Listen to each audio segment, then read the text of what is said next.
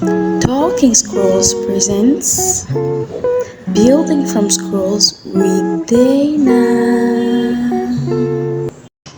Bonjour à tous, j'espère que vous allez bien et bienvenue à tous ceux qui sont nouveaux sur notre page Living Scroll. Alors pour ce mois de février, nous nous sommes donné l'objectif de lire le livre d'un auteur très intéressant, toujours Dag Heward-Mills, qui est intitulé Jugement et Justice. Et je crois que le mois dernier, nous avons partagé une revue sur le livre La parole de ma patience du pasteur Dag Heward. Et pour ce mois de février, nous avons la revue du livre Jugement et Justice.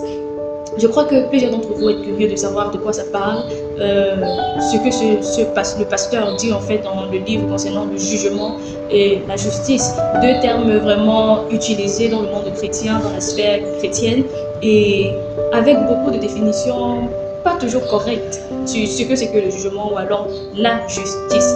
Alors au travers de ce livre, nous allons avoir quelques notions de ce que c'est que le jugement ou alors la justice. Premièrement, nous allons dire ce que le jugement n'est pas. Je crois que plusieurs personnes ont dans leur pensée une certaine sorte de préjugé concernant le jugement. D'autres disent que c'est quelque chose de négatif, une sentence, une conséquence, une punition. Et concernant la justice, d'autres disent que c'est quelque chose de positif, un droit ou alors le bonheur. Mais est-ce que nous sommes vraiment justes dans nos décisions? Est-ce que nous sommes vraiment justes dans notre définition concernant le jugement ou alors la justice? Ce livre nous le dira. En parlant de jugement, nous devons comprendre premièrement, selon ce livre, que le jugement est une décision. Le jugement n'est pas forcément quelque chose de seulement négatif.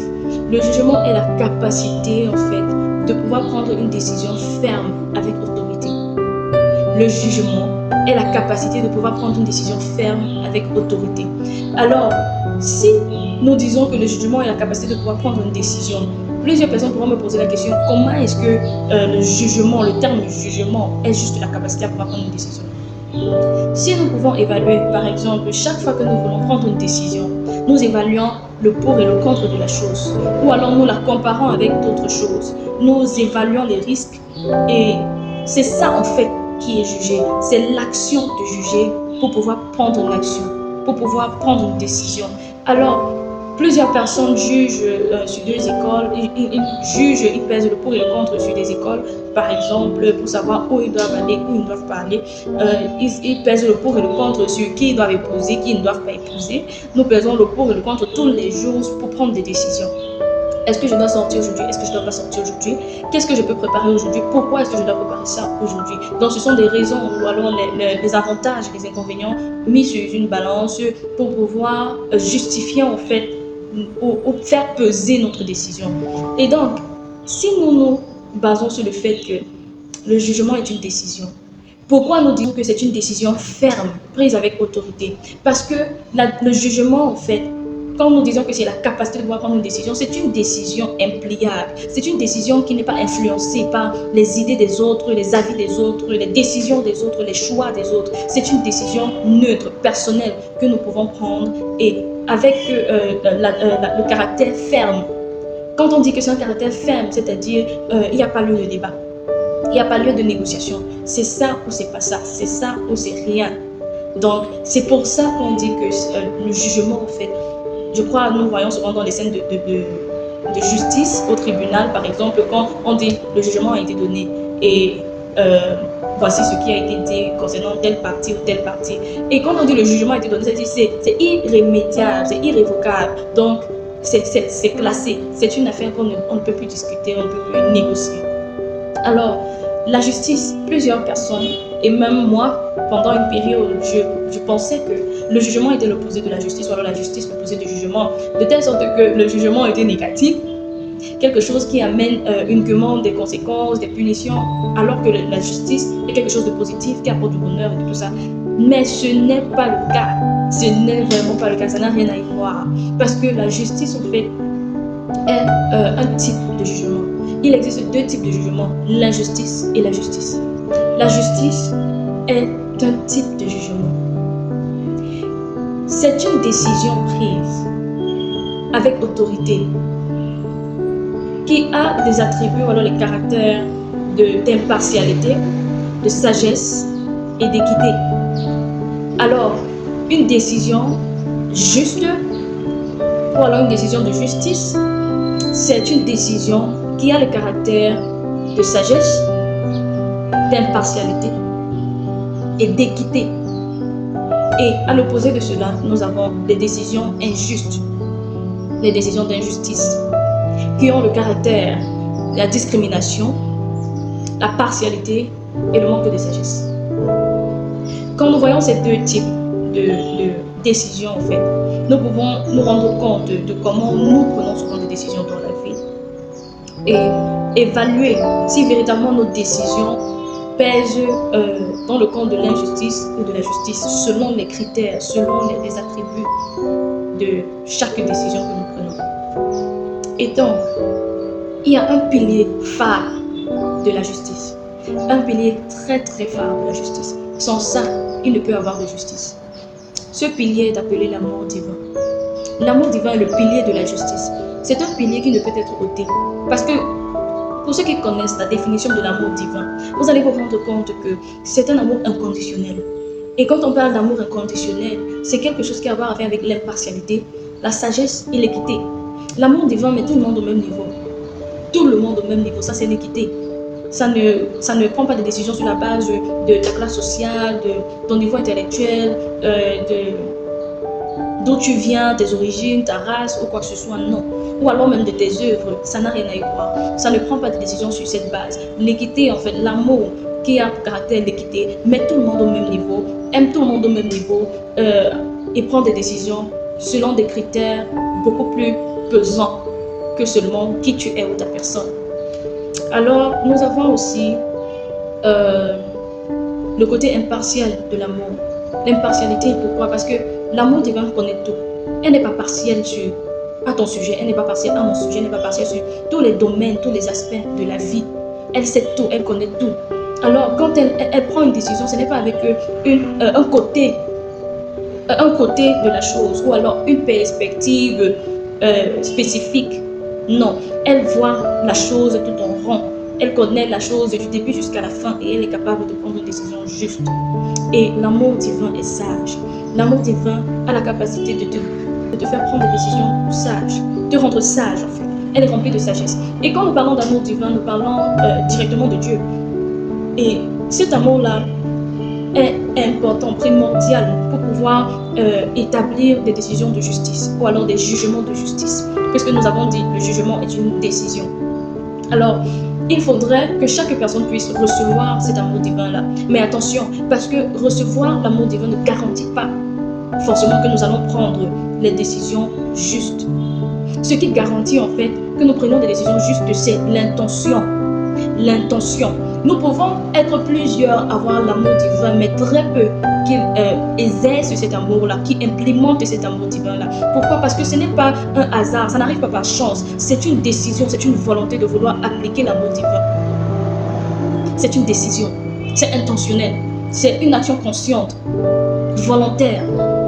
Alors elle n'arrive pas par hasard, elle n'arrive pas par chance, elle n'arrive pas parce que nous avons l'amour de Dieu en nous. L'amour de Dieu, qui est l'amour divin, l'amour inconditionnel, nous capacite à pouvoir prendre cette décision. Mais maintenant, nous devons faire usage de cette capacité pour pouvoir implémenter les décisions justes. Alors, nous nous rendons compte que si c'était l'amour des hommes qui est en fait le pilier des décisions injustes, l'amour conditionnel, nous allons nous rendre compte que cet amour-là, l'amour conditionnel, quand elle est appliquée, elle amène beaucoup de favoritisme, de discrimination, elle prend en compte le relationnel, les liens de sang ou d'origine, elle regarde ton niveau social, ton niveau intellectuel et tout ça. Elle a tellement de critères, elle est sélective. Cet amour-là est égoïste en fait.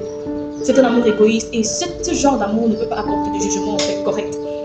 Ça ne peut pas établir des jugements justes. Et ça nous ramène en fait au symbole de la justice ou alors du droit, je veux dire. Ce symbole de la balance, ce symbole qui est la balance, une balance avec deux plateaux et tout ça là. D'un côté, normalement, si nous comprenons bien ce symbole, d'un côté, nous voyons l'accusation, nous voyons les préjugés, nous voyons les charges qui pèsent sur une personne. Et de l'autre côté, si nous appliquons l'amour divin. L'amour divin viendra équilibrer la balance avant de rendre une décision. Par contre, si c'était l'amour conditionnel des hommes, cette balance soit va peser sur la personne, va peser d'un côté, je veux dire, ou alors va totalement basculer de l'autre côté, selon les critères qu'elle choisit d'obéir, selon les critères auxquels elle décide de se plier. Alors nous devons faire très attention quand nous prenons des décisions. Ce livre m'a véritablement aidé parce que chaque fois que je rencontre une situation, chaque fois que quand je fais face à un challenge, un défi, une confrontation, mes niveaux de réflexion sont différents. Mes façons de réfléchir, mes perspectives vis-à-vis de la chose, comment j'appréhende la chose ont totalement changé parce que j'ai l'intention, je suis consciente et j'ai l'intention de vouloir appliquer une décision de justice. Et cela me ramène à la parole de Dieu parce que quand on parle de jugement, quand on parle de décision, on parle de la loi, ce qui gouverne en fait la décision. Et si je veux appliquer une décision juste, je ne dois pas juste me baser sur ce que je sais, sur ce que je connais, sur ce que je vois, mais je dois aussi me référer à la loi. Qu'est-ce que la parole de Dieu dit? Dans ce contexte, nous parlons de la loi qui est la parole de Dieu. Qu'est-ce que la parole de Dieu dit? Qu'est-ce que Dieu aurait fait à ma place? Qu'est-ce qu'il aurait dit à ma place? Quelle décision est-ce qu'il aurait prise à ma place? Alors, moi, dans ce contexte, je me réfère à la loi qui est la parole de Dieu et avec intention de vouloir appliquer une décision juste. Et laissez-moi vous assurer que un jugement juste ne veut pas dire que c'est une décision exempte de punition. Pas du tout. Un jugement juste ou alors une décision juste ne garantit pas qu'il n'y aura pas de punition. En fait, ça ne veut pas dire ça. Une décision juste peut avoir des sentences de punition, de bonheur, de droit, réparer des dommages et tout ça là. Et même chose aussi pour l'injustice. En fait, elles ont les mêmes résultats. Soit ça peut appliquer une punition, ça peut appliquer un avantage, ça peut appliquer des réparations ou alors des conséquences. Mais la bonne chose est que quand c'est une décision de justice, il n'y a pas de problème parce que c'est ce qui doit être et pas ce que nous pensons, pas ce que nous voulons. C'est la seule chose qui différencie entre une décision de jugement et une décision de justice. Alors, moi j'aimerais vous poser la question à vous. Comment est-ce que vous prenez des décisions? C'est sur quelle base que vous prenez des décisions? Est-ce que vos décisions sont justes ou elles sont injustes? Vous avez des critères devant vous. Vous connaissez les critères de la justice, vous connaissez les critères de l'injustice. Alors, rappelez-vous chaque fois que vous faites face à une situation où vous devez prendre une décision et surtout importante. Décidez de prendre des décisions justes pour vous, pour les autres, pour tout le monde en fait. Et que votre regard ne soit pas figé sur vos circonstances, vos conditions, mais que l'amour divin nous amène à voir les choses de tous les angles pour pouvoir poser la bonne action. Je dis bien la bonne action. Alors je vous encourage vivement à lire ce livre. Ce livre est très important pour façonner les raisonnements, pour changer les mindsets, pour façonner même la façon dont nous prenons des décisions. Nous ne devons pas prendre des décisions à la hâte aussi, nous devons prendre des décisions basées sur l'amour divin et être des personnes d'autorité et d'intégrité. Que ton oui soit oui et que ton non soit non. Que nous puissions arriver au niveau où, quand nous savons que nous avons appliqué l'amour divin, que nous sommes basés sur la loi et que nous avons pris la bonne décision, que nous ne puissions pas revenir sur nos décisions parce que les émotions et le relationnel et ci et ça, mais que nous soyons des personnes d'autorité et que nous soyons fermes dans nos décisions. Vraiment, je vous encourage parce que plusieurs d'entre nous, nous souffrons de jugement dans le monde, nous jugeons tous les jours sur la toile, nous jugeons tous les jours dans notre quotidien, mais est-ce que véritablement nos jugements poussent dans la construction de quelque chose, l'instruction de la personne ou de la chose, ou alors c'est pour détruire et pour dévaloriser? Je te laisse avec cette question. Ciao!